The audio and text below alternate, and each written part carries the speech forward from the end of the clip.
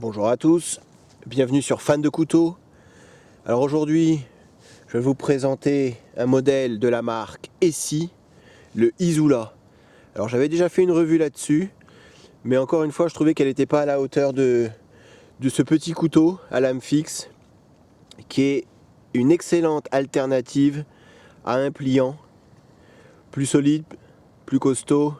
On va pouvoir faire plus de choses qu'avec un pliant et ça prend pas beaucoup plus de place. Alors quelques dimensions, comme d'habitude, sur cette Izula. Particularité principale, comme vous avez pu le remarquer, squelette. Donc vous n'avez pas de poignée, ce qui va en faire un couteau très fin. Épaisseur totale, c'est 4 mm. Une seule pièce. La longueur totale, 16 cm. Longueur de la lame, 7 cm. Acier 10,95 sur ce couteau, comme sur la plupart des SI, quasiment tous les SI en lame fixe en tout cas. Revêtement noir. Particularité du 10,95, acier carbone, qui va tenir un fil, un coupant très longtemps, facile à aiguiser. Par contre, ça rouille, d'où le revêtement. Fabriqué aux États-Unis, numéro de série, très belle finition.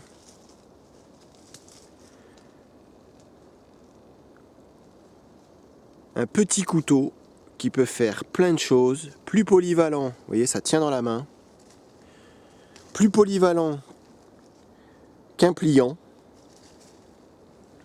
plus solide également. Vous avez du jimping sur le dessus. Alors oui, il y a plus confortable comme poignée. Donc j'ai pas acheté, comme vous pouvez le voir. Je me tâte un peu sur les poignets. Je trouve que ça va apporter plus d'épaisseur. Là je trouve que c'est vraiment hyper discret. Je vais vous montrer l'étui. Couteau de cou, neck knife. Ça se porte autour du cou, comme ceci. Alors, étui moulé, en plastique. J'ai rajouté la paracorde ici. Très bonne rétention. On va pas le perdre. Ça reste hyper léger. Avec l'étui, ça fait 91 grammes. Donc c'est moins lourd qu'un pliant. Tenesius de chez Spyderco par exemple, c'est 120 grammes. Là je répète, c'est 91 grammes avec l'étui et avec la paracorde, j'ai tout pesé. La lame seule, c'est 54 grammes. Donc hyper léger, ça peut se glisser dans un sac à dos, autour du cou, ça reste hyper discret. Je vais vous montrer, vous le mettez comme ça, hop, autour du cou, à l'intérieur de la polaire, ni vu ni connu, personne ne sait que vous avez un couteau sur vous. Je parle toujours en forêt, je ne vais pas porter ça pour aller en ville, j'en vois pas l'utilité. Donc hyper pratique, hyper solide. Je vais vous faire quelques démos de coupe pour vous montrer tout le potentiel de ce petit couteau. L'utilisation principale de ce couteau, alors je vais pas dire EDC, parce qu'une lame fixe pour EDC, pour moi c'est pas... Voilà, on va pas sortir avec une lame fixe sur soi, je pense qu'un pliant est beaucoup plus adapté. Quand vous sortez en ville, chez un copain, chez un pote, voilà, pour se trimballer avec, je pense pas qu'il faut se trimballer avec une lame fixe. Donc ça c'est vraiment... ça peut le remplacer, effectivement, pour tout ce qui est les petites tâches en forêt. Si vous voulez pas emporter une grosse lame avec vous, si vous voulez un petit couteau de cou, c'est petit, 7 cm de lame, c'est pas un gros couteau. Alors il va rester hyper fin.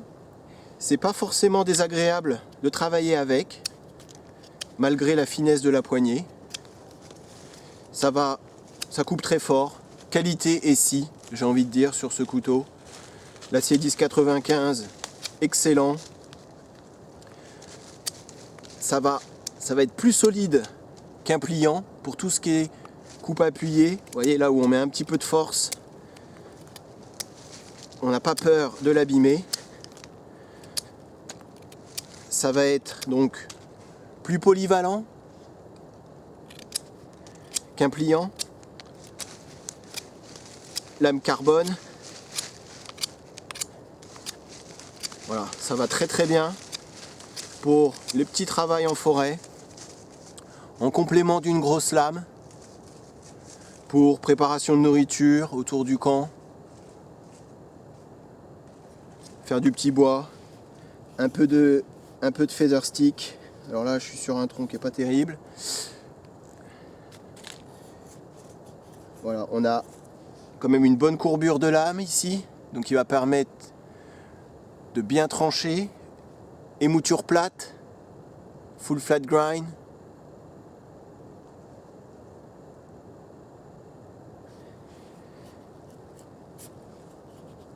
Donc je pense que c'est une alternative intéressante à un EDC pliant type Griptilian. Regardez ma revue dessus, qui est un excellent couteau pliant pour le travail, pour du gros travail. Donc celui-ci, voilà, c'est si vous avez peur d'abîmer votre pliant quand vous allez en forêt, je pense que le petit Izula fera très bien l'affaire. Je vais vous montrer après. On peut faire un petit peu de bâtonnage, on peut taper dessus, voilà ce que je fais pas avec mes pliants. Alors ce qu'on peut faire avec ce petit couteau, qu'on peut à mon avis pas trop faire avec un pliant, voilà, c'est ce genre de petit boulot. Hein, couper, taper sur la lame. Bon, j'ai un bâton qui est pas le mieux, mais voilà, c'est encore une fois, on n'a pas peur de l'abîmer. Bon, j'ai pas pris le meilleur bâton pour taper dessus, mais voilà, c'est je pense le gros avantage qu'on a, c'est que on n'a pas forcément non plus peur d'abîmer la pointe ou de faire des torsions, ce qu'on ferait pas forcément, encore une fois, avec un pliant.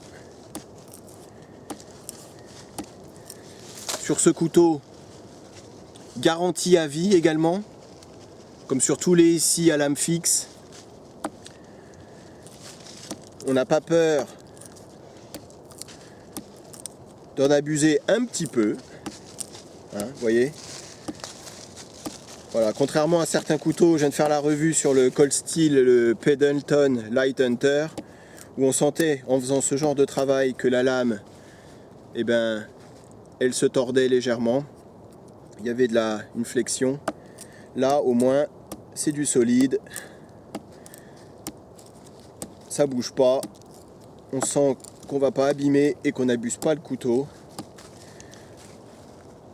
Si on prend la poignée à l'envers, vous avez quand même une bonne courbure ici pour pas que la main glisse sur la lame. Ça va très très bien.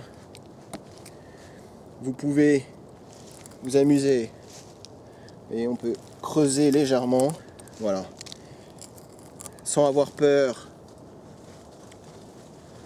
que ça se plie, que ça se torde. C'est vraiment un petit couteau qui en fait beaucoup, qui a beaucoup de capacité pour sa taille.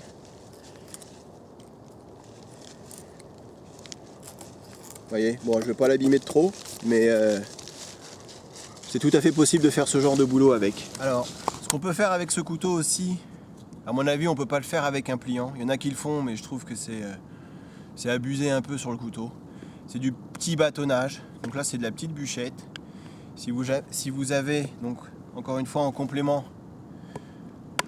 d'une plus grosse lame, voilà, ça va aller tout seul. Là, il y a un nœud mais ça lui fait pas peur. Voilà. On va pouvoir faire un peu levier sur la lame. Donc ça c'est du bois qui est costaud, sans aucun problème, vous voyez. Voilà, c'est pour ça que je dis que c'est une alternative intéressante à un pliant. Pour tout ce qui est travail un peu plus costaud. Ça va très très bien. On peut aller vraiment faire du travail assez fin.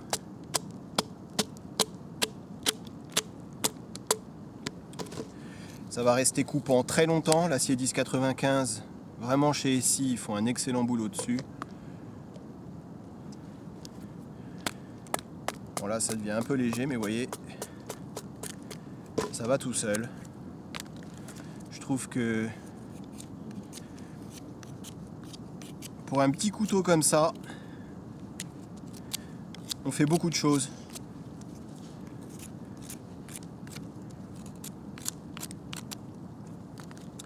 Après, je vais essayer de le refaire parce que tout à l'heure c'était pas vraiment réussi. Voilà, sur des petites branches, des coupes un peu en biais.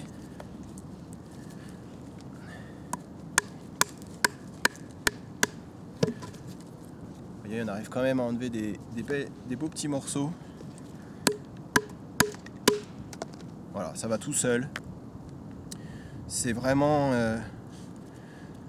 ce qu'on peut pas faire avec un pliant, à mon avis.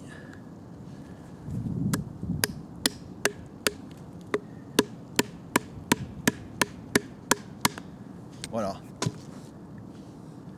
La lame, ça bouge pas. On a le fil qui va rester nickel, pas d'accroc.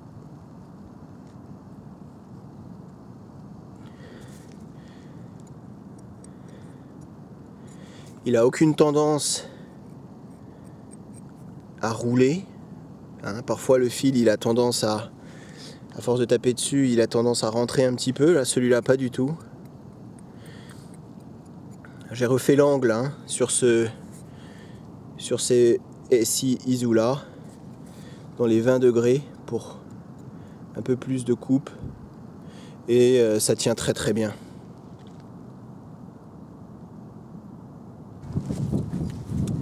Alors je vais vous faire un dernier petit test parce que j'ai toujours du mal à m'arrêter quand je suis parti dans les tests de coupe. Surtout avec celui-là, je trouve que c'est hyper plaisant. Alors oui, je pense qu'avec une poignée, soit la petite, soit la longue, en G10 ou en micarta, ça sera plus agréable pour les coupes.